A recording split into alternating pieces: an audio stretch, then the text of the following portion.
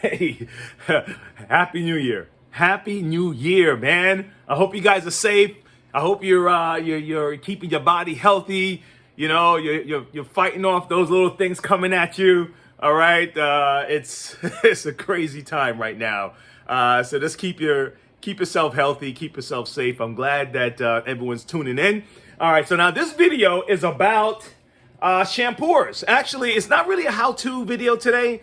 It's more like an exploration. Okay, we're gonna explore how these shampoos work. Someone had a question about the shampoo leaving streaks in the carpet, like water lines, rather than it kind of spreading the way it's supposed to. So there's a few reasons for that. But before I kind of explain what I think is causing that, okay, is what I want to do is kind of explain how some of these shampoo systems actually work, and why, if you use, let's say, a Bissell Pro Heat 2X, okay, and a Bissell Revolution Pet Pro like this one, or a Hoover Power Scrub, right?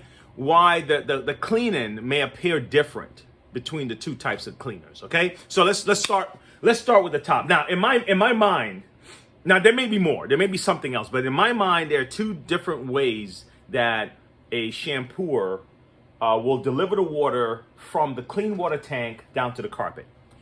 Okay, number one is the gravity. That method. The gravity method is being used by a lot of the Hoover shampooers, and now a lot of the Bissell shampooers will use gravity. When I say gravity, I mean the water goes into the clean water tank. You press your trigger. The reservoir is holding the water at bay, so the water is just not pouring down into the carpet. The moment you press the trigger, it releases the reservoir. It tells the reservoir to release the water. It opens the dam. Water flows down. It goes down the hose, down, and it makes its way to your carpet. And that's how the Bissell Revolution and the Bissell Pet Pro Revolution works for the most part. Okay, if you notice these little tabs here, see here, all these 1, 2, 3, a bunch of them. Those are all little ports that the water is gonna find its way through here, and then it just, the water just drip out. Now, a good way to examine this is to put water in your tank, put it on top of a counter, right? That would allow you to kind of look underneath and see how the water just drips out, okay?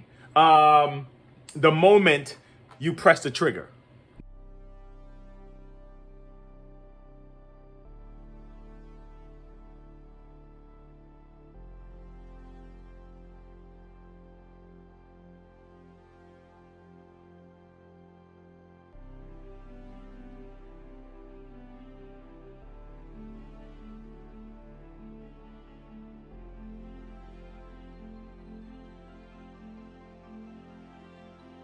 Now, with the Bissell Revolution, no, I'm getting the names mixed up.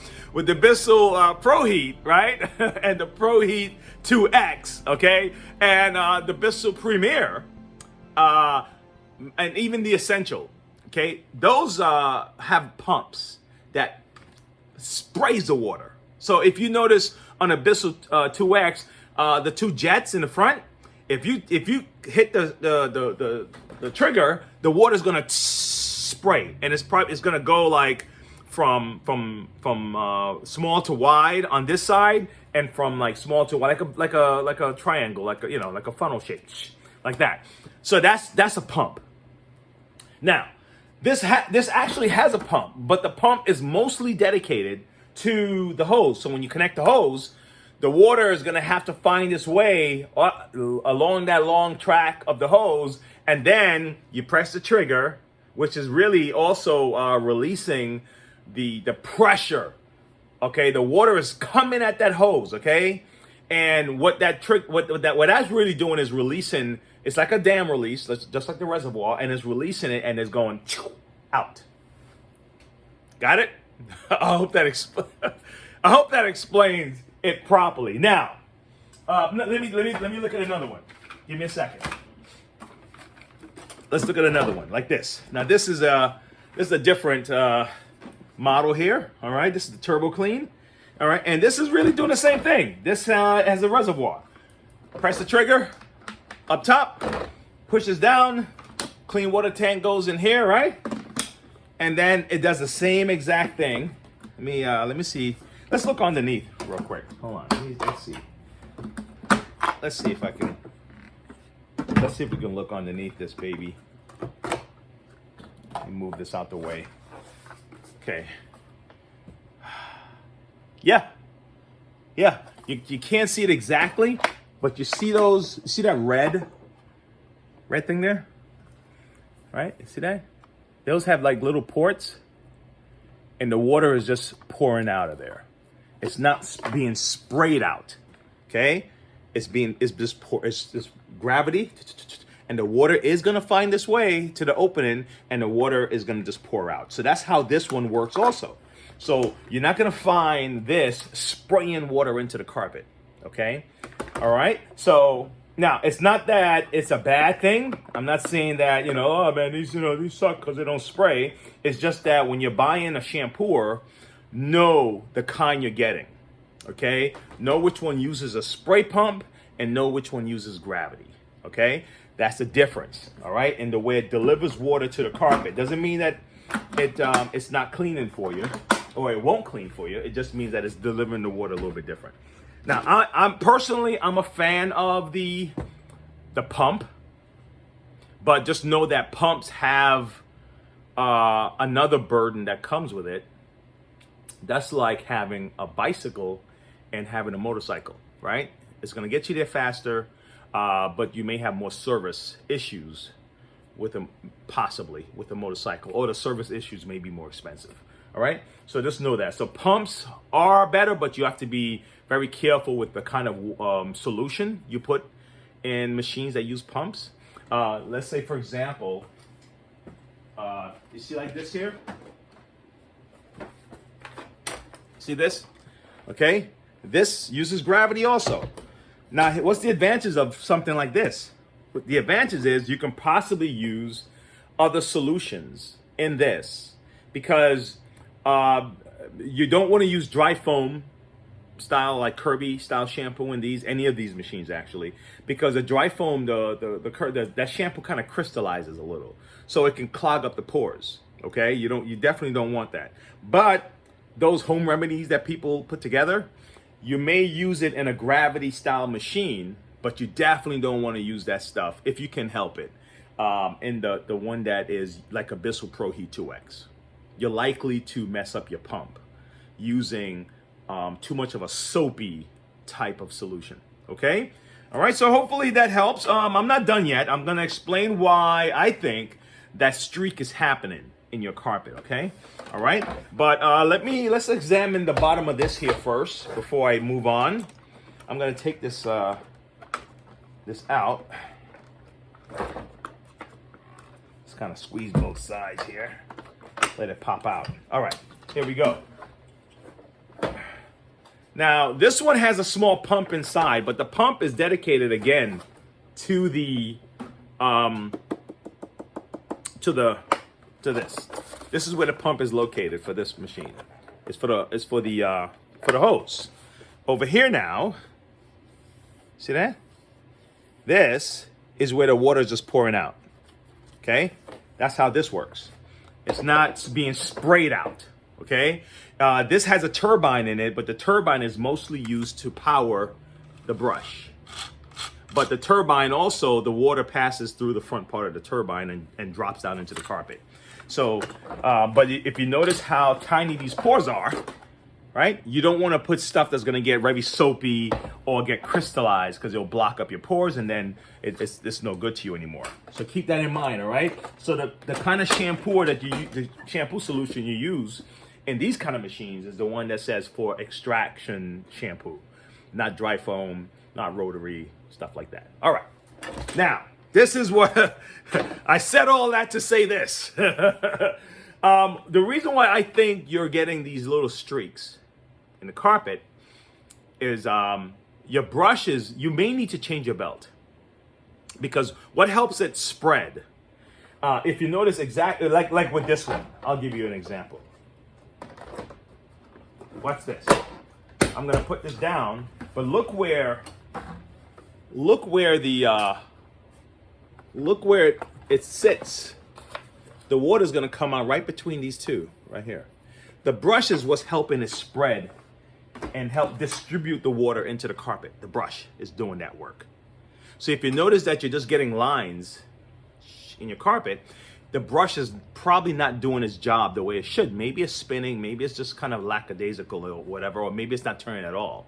All right. So for these gravity style machines, the brush is doing a lot of that work. Okay. Even this one is right where the brush is, right there. That red one, and the brush is now going to help you scrub it into the carpet. So if you're getting streaks in your carpet, just water lines, okay, most likely the brush is not doing its job. Try changing that the pump belt, the brush belt, because a lot of them, they work on both. They work on, let me see if this one has one right here. Okay, on this one you'll find the brush belt right here. There's two. You have a motor side, and then you have another side that keep these two guys running in the same rhythm. So the motor one is to get it started. This one will get this brush started, and then the moment this turns, see that? The moment this turn, the other one wants to turn too, because there's a belt down here that's keeping these guys in unison. All right. So that's how that works. All right. I hope that answers the question. I hope that helped you understand the differences.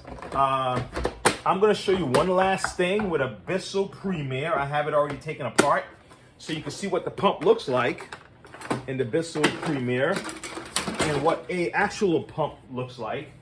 And the Bissell, the Revolution Pet don't work with pumps like these. Gosh, this is a mess. This is a mess, but let me still do it so you can see it anyway. Okay, so all them wires and all black, white, and red, and all this going towards this pump. That's a pump. Okay, that's a real pump that's being powered by electricity to push the water, to keep the water tuned, to sling the water towards the front or towards the hose. Okay, the other pump is powered by a belt. Okay, that now, those belt pumps, the Bissell Pro Heat, let me see, does it use, nope. The regular Pro Heat only uses belt power, okay, and the vacuum power. It uses kind of a vacuum power to help pull the water from the clean water tank from the reservoir, and also the belt to kind of get things rocking and rolling. So, but what this is using is electricity to do that work. It's still using a little vacuum power, okay? If you notice, let me see if I can get this up, man. Man, bad set design, right? Let me turn this down some. Oh my gosh, all right. You know what, it came off. But here, let's do it. Okay, so this section here, see if I can pull away. This, see that little vacuum right here? Right? It runs right down to where the motor is. Okay, so it's using a little bit of a vacuum. Okay, and then you have these wiring here and here and here. That's using that to get that pump rocking and rolling. All right, it's pulling the water from here. This one is shooting it up. Okay, and then the water is look at that. The water's moving, man. It's going up to come back down, because when it goes up, it's going to be made available to the hose, but also they're splitting it up top, comes back down, and is shooting it out that way. Okay. Okay. I hope. Yeah. And whatever I can't cover, I'm sure someone else will cover it online somewhere. So hopefully this little stop you made was fruitful. I'll be putting out some more videos. Thanks for subscribing. Thanks for tuning in. I'm gonna start. I have a lot of machines to work on today, so I'm gonna get to work. And this is like 9. What time is it? Yeah, 8:55 in the morning. So I'll talk to you guys later. All right. Have a good day. Bye.